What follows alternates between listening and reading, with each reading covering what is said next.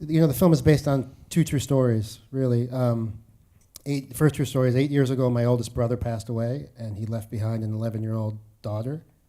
And my wife and I adopted her and moved her from Tennessee to Sherman Oaks, California.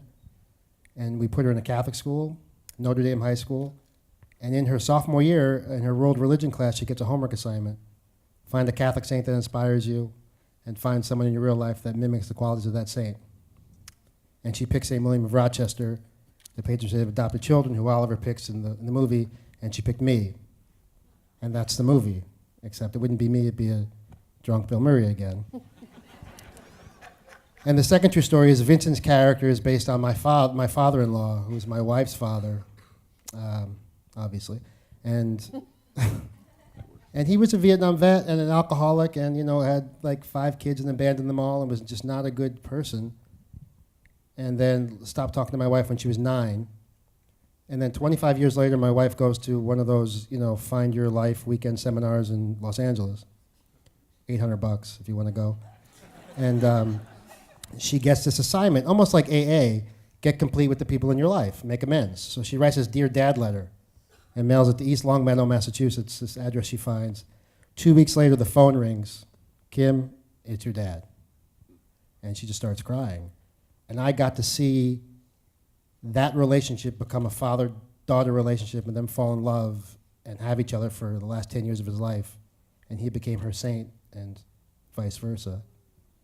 And I just was so inspired by that relationship. That's what I wanted for Vin. It certainly must feel like a great bit of serendipity when you find a young actor that can pull off a role with all the demands that this one has. That's a big challenge when you start with a story like this, isn't it?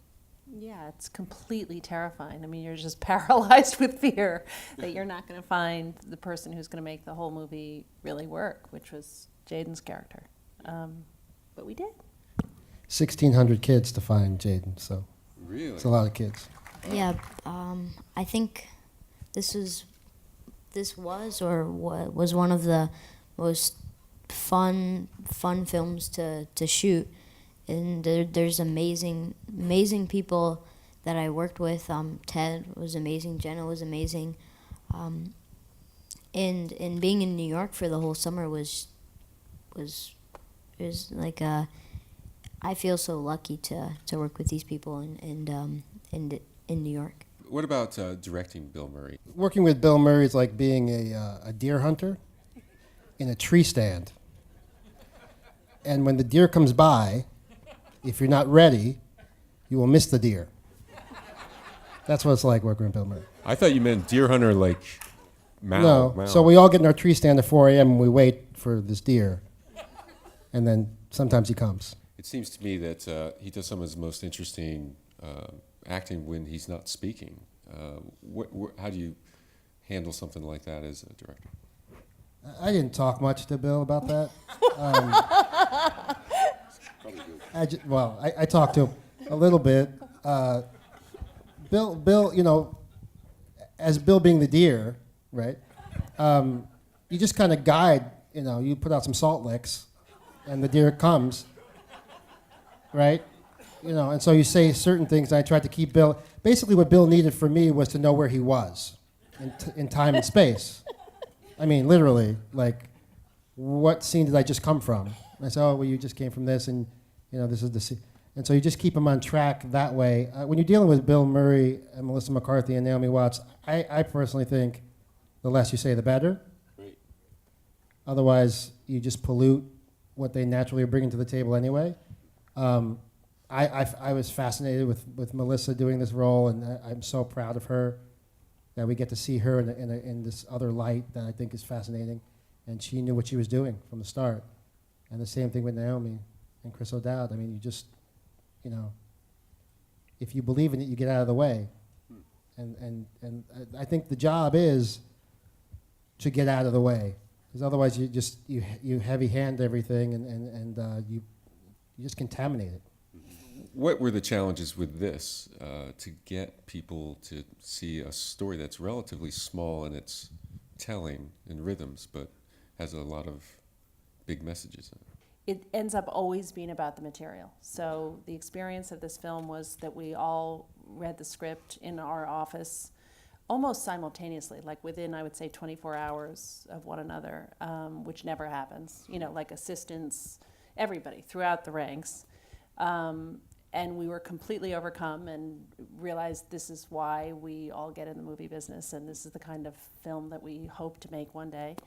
And the same was true for talent. I mean, you know, the amount of talent that accrued so quickly on this movie is a testament to how powerful it is to have great stories. I mean, that's what movies are. So that part was very easy, and then figuring out the financing and what have you, you know, that's its own journey always. But it worked out. What would you talk about the tonal challenges and decisions you guys made?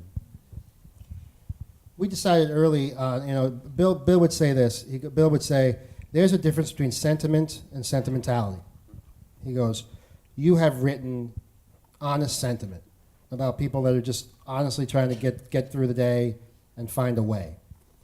Sentimentality is when you cross that line and you manipulate. So we tried our hardest. I don't know if we achieved it. I've seen the film 500 times. It's so long for me right now.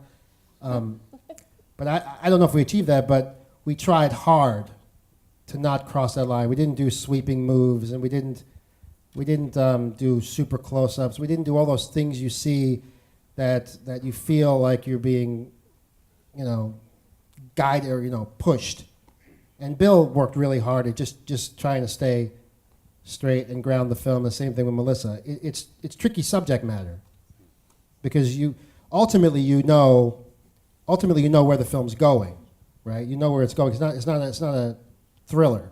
You know, I mean, it's called St. Vincent, so you kind of know where it's going, and so it's about the journey. And so the journey we tried to keep as pure as we could. All the actors. It's like Melissa didn't manipulate. Melissa didn't do anything broad or anything maudlin. She just kind of played it, you know, right down the middle.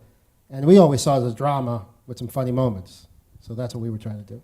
And Jaeden, coming into the project, after you read the script, got to know the character a little bit, was there a scene that you kind of circled in your mind that you thought you were really looking forward to, or one that you were going to have to really work extra hard to get it just right? Well, Ted made me read the script 15 times. So I think I was ready, or I think I actually wasn't ready, and I was looking forward to doing the speech scene at the end. Well, because that's the hardest thing to do in front of a bunch of people, and it was about 4 pages long. It was really tough, but at the end, it was exciting to be done with it, and but it turned out to. Hopefully it turned out to be okay. Yeah. It did turn out to be okay, and the deer made it home, and everybody's safe. And thank you for coming out this evening, and thank you for St. Vincent. Thanks for joining us.